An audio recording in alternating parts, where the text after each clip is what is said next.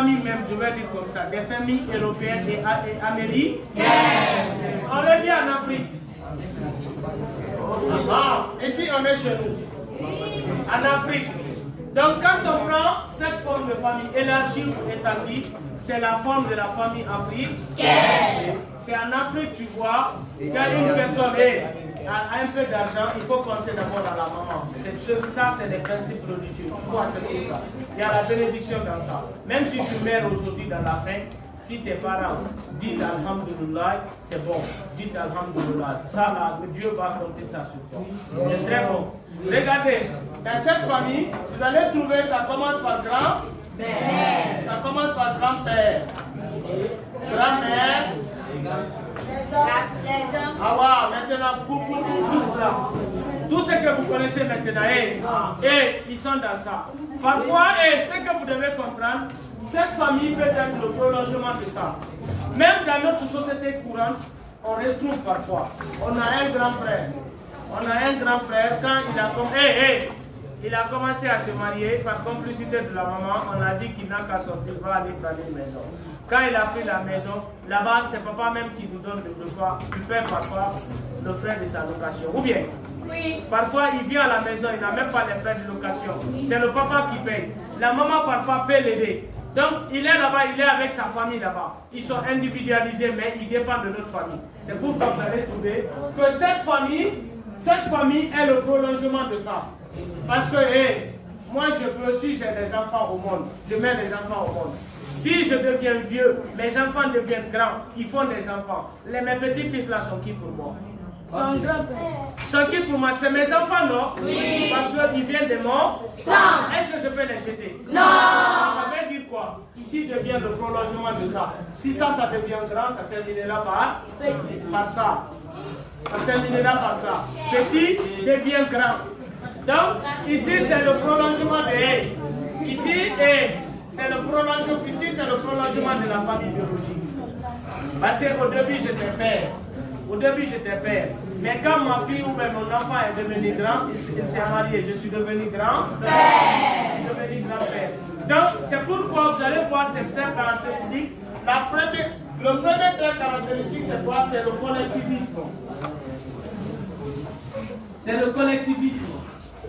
Donc, quand on dit ici, il y a ici, il y a collecte. Collecte veut dire plusieurs groupements. Donc, c'est le collectivisme.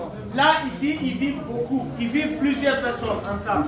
Là, le fait de vivre, d'accepter de vivre ensemble, interdit nous donne le collectivisme. Donc, ici, nous avons le collectivisme. Là, le collectivisme peut donner même à la définition de cela. Même à la définition, le fait d'accepter de vivre ensemble avec beaucoup de personnes nous donne ici le collectivisme. Vous comprenez? Oui. Et après le collectivisme, ici nous avons nous avons la dépendance salariale. La dépendance salariale au budget. La dépendance salariale ou budgétaire. Mais moi, je veux dire budgétaire. S'il vous plaît. S'il vous plaît. Monsieur Traoré, il est là comme ça. Je travaille, mais ce que je fais, ce que je gagne par mois, ne peut pas satisfaire tous mes besoins. Parce que j'ai d'autres besoins qui dépassent même mes moyens. Donc, même là où je suis là, je dépends de mon père. Si mon papa n'avait pas travaillé, jusqu'aujourd'hui, au moins, ce que je fais là, ou l'habit même que je porte là, je ne pouvais pas porter. Mais c'est grâce à mon père aujourd'hui que moi aussi je vis bien. Ou bien? Oui. Donc, c'est pourquoi cela? Parce que je dépends aussi de mon père. Je dépends aussi de mon père. Donc, ici, il y a la dépendance budgétaire. Mais il y a d'autres dépendances ici qui est plus grave. Il y a d'autres dépendances ici qui est plus grave. Et ces dépendances-là, c'est beaucoup plus respecté.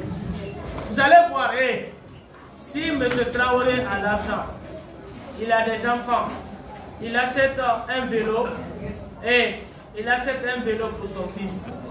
Quand il achète le vélo pour son fils, le fils de